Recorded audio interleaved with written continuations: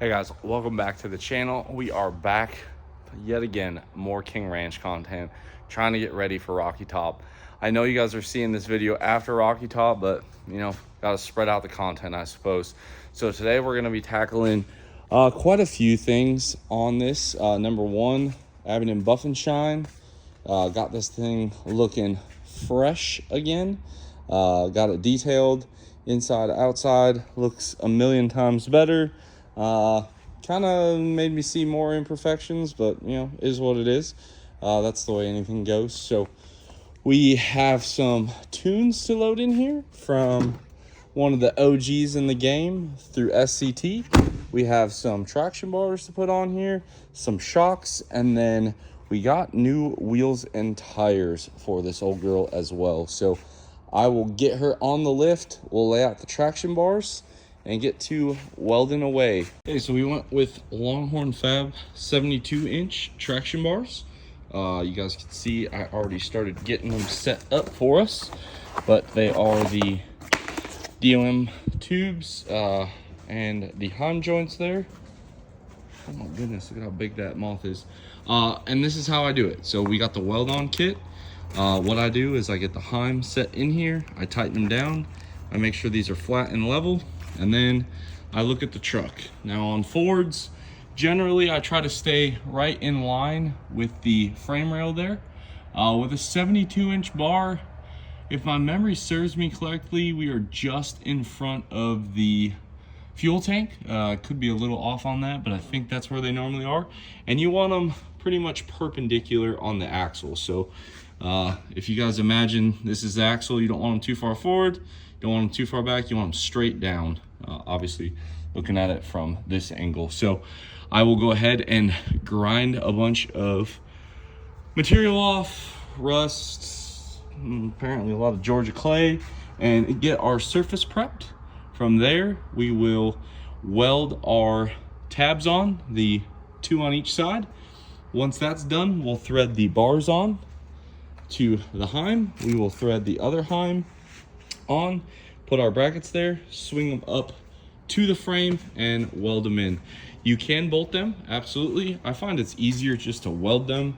I want to say on the Fords they land about right here, I believe is where they land, at least on a short bed. So that's what we're going to attack next.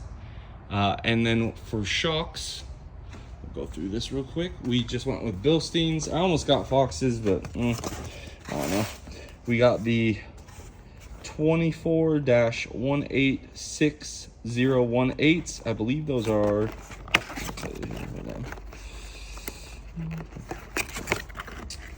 that's going to be your front shock. And then the 24-186-025 is going to be your rear shocks. This again is for a stock height front and rear. I believe you can do a 1-inch lift on the front, but this truck's already been reverse leveled or somewhat. So now we're going to go ahead and tackle our traction bars.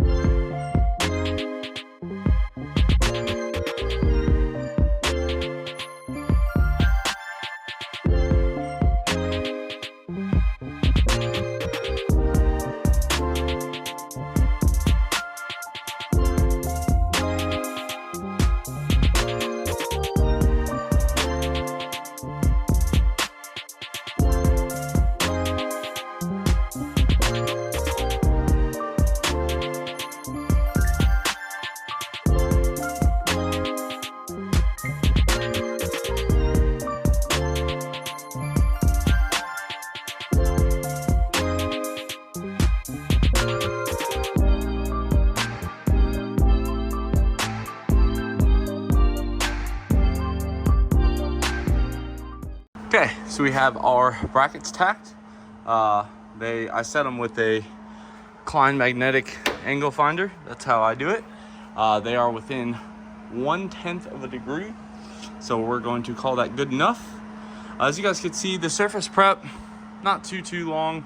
And on the Fords, with the way the shock and the U-bolts are, I split the gap. See there, split the gap. I'll be honest, I usually just eyeball it, stick my thumb in there, should fit. And it puts you on the outer edge of the frame rail, which is fine.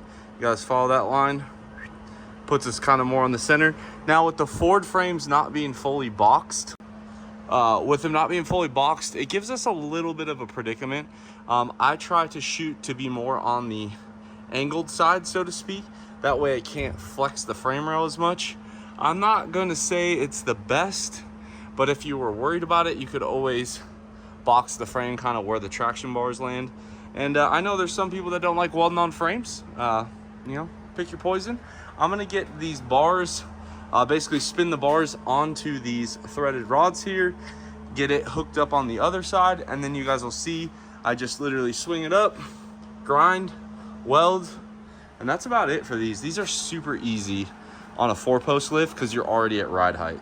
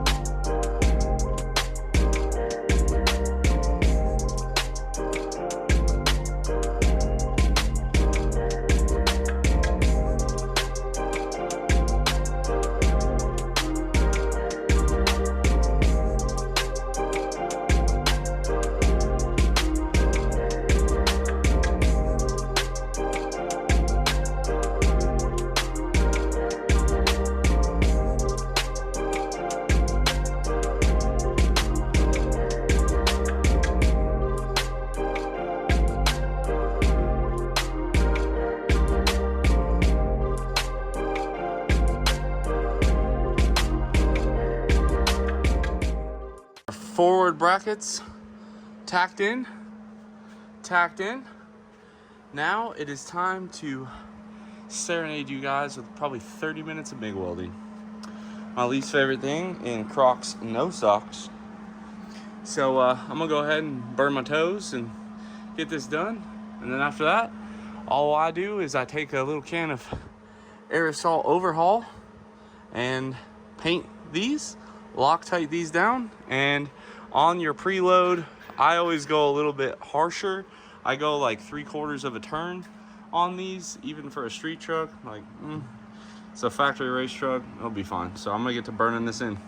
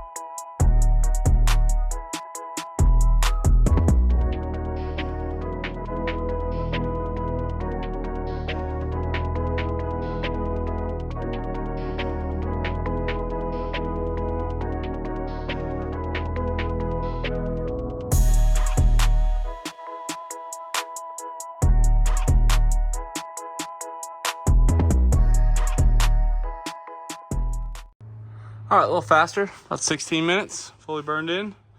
Check out all that fuel and oil that was burning in there, but I ain't going anywhere. A little Loctite, a little preload. Traction bars are done. Let's move on to the shocks. We'll tackle the rear first. It's right there. Pretty easy. Bolt there, and just a nut on the tops of each. Get our new shocks put in there, and then we'll get our fronts put in. These aren't too bad on Fords. They have a Allen up top, real easy. We'll do these once we get off the lift though, and get it over to the other bay so I can show you the wheels and tires. Figured while we were waiting on the tubes to cool, look at those dimes, we checked the gear oil. Honestly, not as bad as I thought. Definitely got some water in here at some point, but the ring gear looks fine, pinion looks fine. Fluid's honestly pretty golden. We'll spray it out with brake clean. Obviously, we'll let it drain for a little bit. Put some fresh 75 and 90, the cheapest stuff I can get with LSD, and call the rear complete once we put the shocks in, but figured I'd show that. Honestly, one of the very few things in this truck that's not absolutely hammered, so that's exciting. Roughly 3:30 in the morning, we're gonna call it quits. Gave her a little aerosol overhaul on the axle, fresh stiff fluid. Traction bars are installed and Loctited. Shocks are in. We got to lower this down off the lift, and we'll pull it into a just drive-in bay and do our wheels and tires, as well as our front shocks and our front diff. But for right now, guys, I'm gonna shut it down. Still got a long day, couple long days before we get to go have fun. And yeah, there she is. We also should probably change those fuel filters too, but looks pretty good. We are in Rocky Top Rush. Dylan got our shocks on both sides. We had some broken lug nuts we had to deal with. Go ahead and roll those on. Drum roll. Woo! Dang. 22 by 12 JTXs. I don't know what these are called, on brand new Nitto 420V 305 45 22. We are gonna get loaded up and let's see what this old girl can do. I'll get her outside and we'll end the video for you. Look at this girl. Purring. Looking bougie. I know, we'll have some haters. Don't care. Listen to her.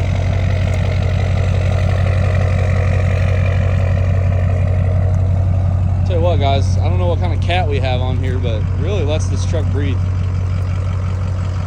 Dang. I freaking love it. If we weren't in such a hurry to go to Rocky Top, we'd go ride in it, but we got the new from one of the OGs of the gang, like OG. And look what else we put in.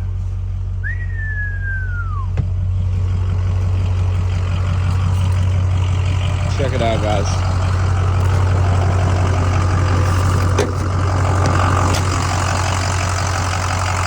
Billet caps.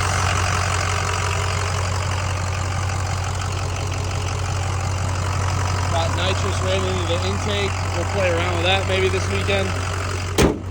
I figured the intake was the safest place I could possibly put it to learn on a 6-liter. But golly, so mean. Woo! But all the companies that have helped us.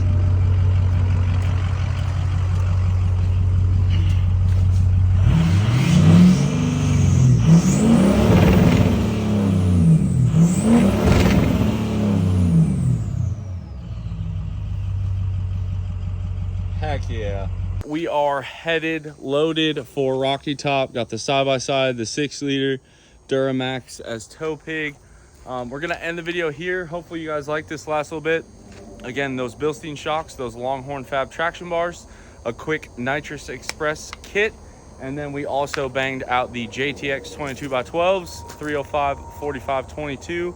I want to give a special shout out here. Let me get their business card to Orvado Performance and Off-Road. Daniel is the owner. Taylor is the guy I dealt with.